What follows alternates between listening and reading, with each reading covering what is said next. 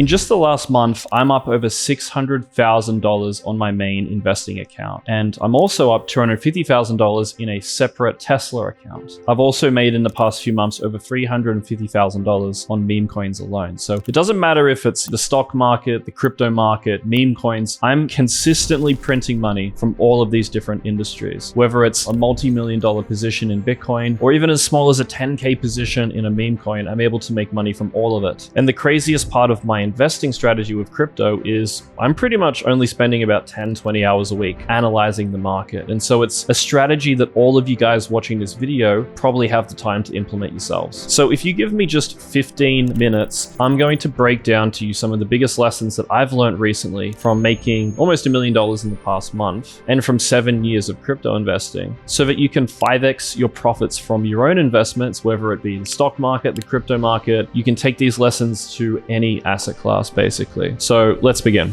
Now, just before we get into the training, I want to give you guys proof of the profits that I was talking about at the start of the video. So if we look here, this is my ledger. In the past month, you can see it's set to 1 month. It says plus 595,000 US dollars, almost 600K growth in the past month. If we go to my stock account, you can see here that I have a book cost of 1.8 million AED.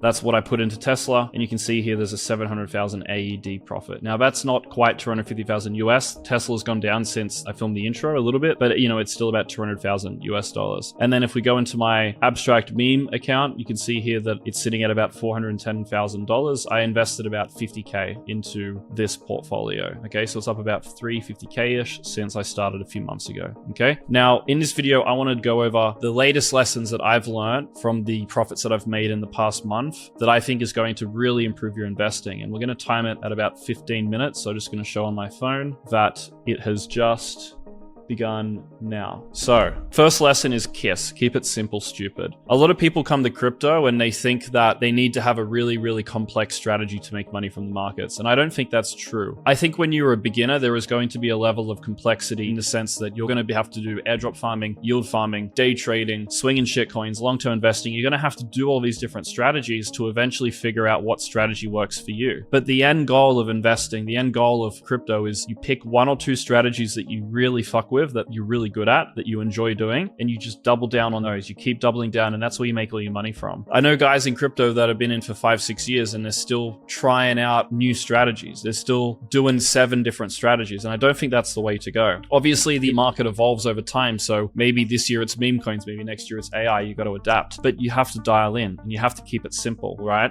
Pick a couple things that you focus on, and that's what you make your money from. So for example, I made money from abstract memes, I made money from Tesla, and I made money from Bitcoin. 4 different projects. That's all I have my entire portfolio net worth in at the moment. There's people making money on Base. There's people making money on Solana. There's AI coins. There's all these different sectors that I haven't bought. And people always ask me, oh, Daniel, why aren't you doing this? Why aren't you doing that? Because you got to keep it simple. That's where you make the money. Keep things simple, minimal coins, minimal diversification, minimal thinking. That is the key, I think, to being a profitable investor. And that's what I focus on. And if you look at this interview recently by, I forgot the guy's name, but he's one of the best investors in the world. Someone asked him about how he goes about diversification in a portfolio. He basically said he doesn't diversify. He goes heavily into his main play. He just manages that position really well because he focuses all his attention on it. So I think that's absolutely true, especially in crypto. It's not about diversifying, it's about keeping it simple. The second lesson is you want to sit on the bench till you're called on. So what I basically mean by this is that 90% of your time in the market, you're not really doing anything. You're reading, you're watching, you're listening, you're observing, but you're not actioning. You're not buying, you're not selling, you're not swapping, you're not bridging, you're not doing anything. When you're not making buys or sells, it's the equivalent of like sitting on the bench in a football game. And I think a lot of people think of the idea of sitting on the bench 90% of a game, thinking that's a bad thing. When in reality, this is a good thing. As an investor, you want to be sitting on the bench for most of the game. You want to be the lazy guy who sits back, he doesn't do anything, he's just chilling out, waiting for the right moment to come on. And the thing is, when you become really good at investing, you will know when the right moment is. The problem with when you're a beginner investor is you don't know when is the time to pay attention. You don't know when it's the time to lock in. You don't know when it's the time to buy or sell. And so you're just in this constant frenzy of, should I buy now? Should I sell? Oh my God, we dumped. Is it over? But when you're actually experienced with this shit, when it's time to pay attention and when it's time to sit on the bench. And I think as an investor, this is one of the most important things you'll just have to learn, that you're going to be doing nothing most of the time. Number 3 is when intuition speaks, you listen. I want to use the Tesla case study as a really good case study for this. I've really liked Elon Musk for quite a while as a business owner and entrepreneur, and I've really liked the idea of buying Tesla stock, and I've been wanting to buy it for years. And I never have, because I never quite had the compulsion, the urge to do it. And that compulsion and that urge to make a decision in investing is what I would call intuition. Sometimes you read something, you think about something, you come across a thesis, you come up with a thesis that is so compelling and convincing that you have this urge inside of you, this sudden energy to embrace it and action it. And that, in my experience, is what intuition is. And sometimes you'll be sent a coin from someone and you'll read into this coin and you'll immediately go, wow, this thing has fucking tons of potential, because that's your pattern recognition database in your brain telling you instinctually that this is a good investment. Most of the time, someone's going to send you a coin, and maybe I would love if it's a good coin. I would love to find another 100x, but it doesn't speak to you. It doesn't make you feel something. It's sort of like, imagine you like, a lot of people say that the moment they saw their wife, they fell in love. Like the first time they saw their wife, they just knew straight away. That's intuition. It's a feeling. And it sounds weird to like trust and rely on a feeling, but I think when you've been investing in crypto for an extended period of time, you become good enough at investing that it is worth trusting your intuition, because you've seen enough, you've experienced enough, you've learned enough lessons that your intuition, your pattern recognition database is worth trusting. Okay, so when intuition speaks, you listen. And that's what happened with Tesla. I saw some people talking about it online. I saw the basics of the thesis. I saw Tim Walls shitting on Tesla here a couple months ago.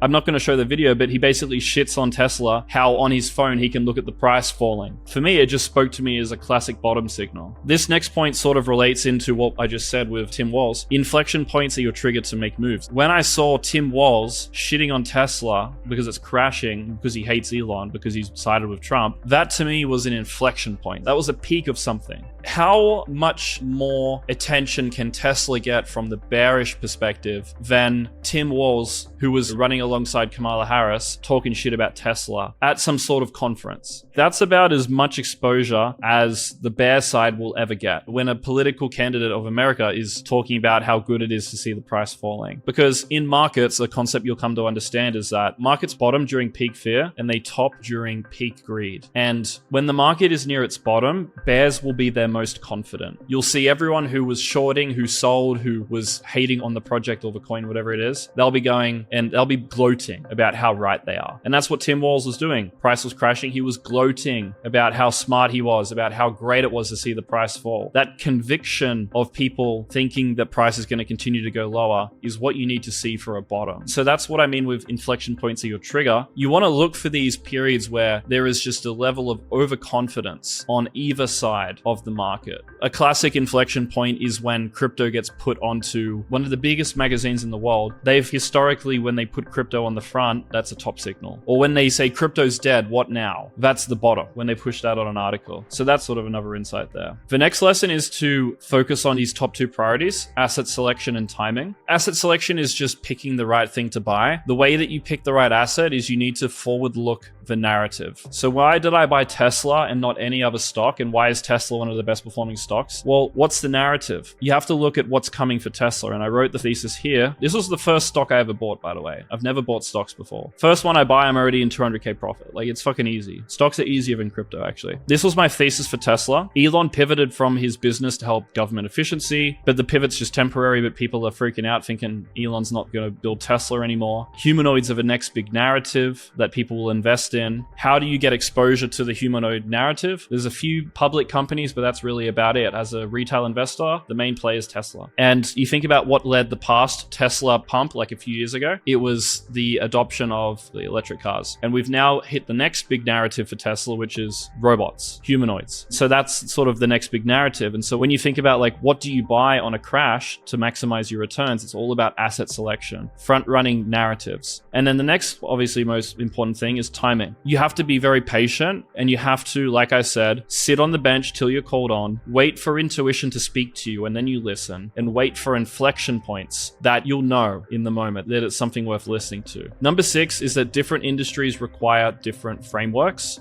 Crypto and stocks are similar in a lot of ways from a fundamental perspective. They're both driven by narrative, especially stocks like Tesla stock. That's very much a narrative-driven stock. It's both driven by risk-on sentiment or risk-off sentiment of the world at large. They both hit periods of peak fear and peak greed, just like any other market. However, they're different in some ways. In the stock market, the approach that I'm taking is one that I've seen referenced online quite a lot, and it's that you want to buy amazing companies when everyone is sort of shitting on those companies. So you can create a top list of the best 10, 20 companies in the world pretty easily. And all you have to do is essentially wait for these companies to go through what Tesla just went through. It just got put on the chopping board. It got slaughtered by the left. And I don't think there was any more fear that could have come for Tesla than what it had 2 months ago, just before we're going to begin the humanoid pricing in of how humanoid robots could be the biggest industry in the world.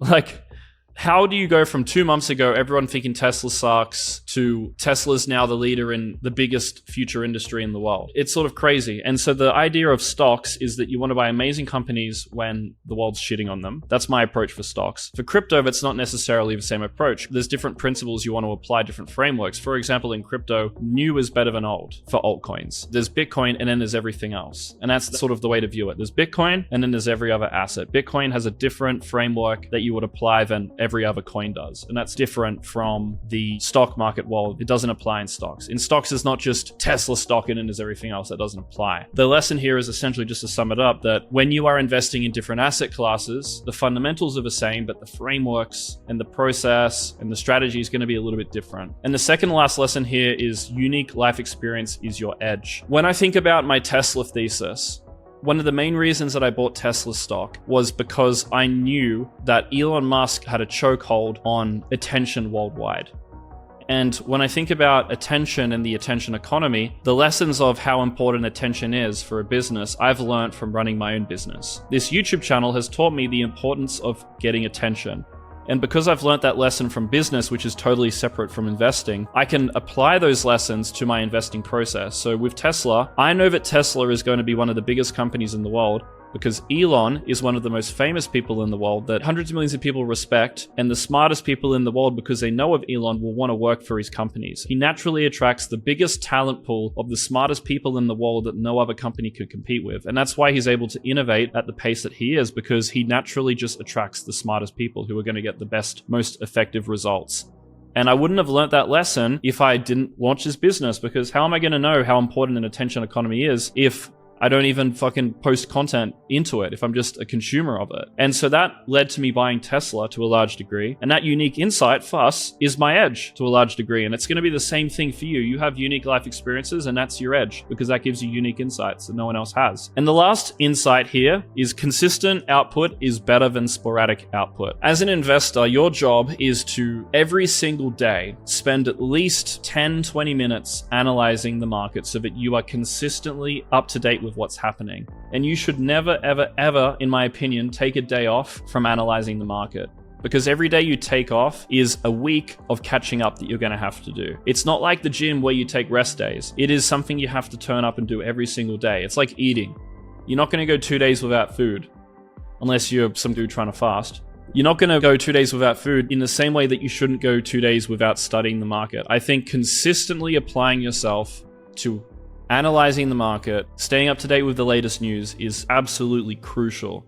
And see, this is the biggest problem that people have. They come to crypto during the bull market, they start investing, they put in 10 hours a day, they grind. The bull market ends, they lose all their money, they leave.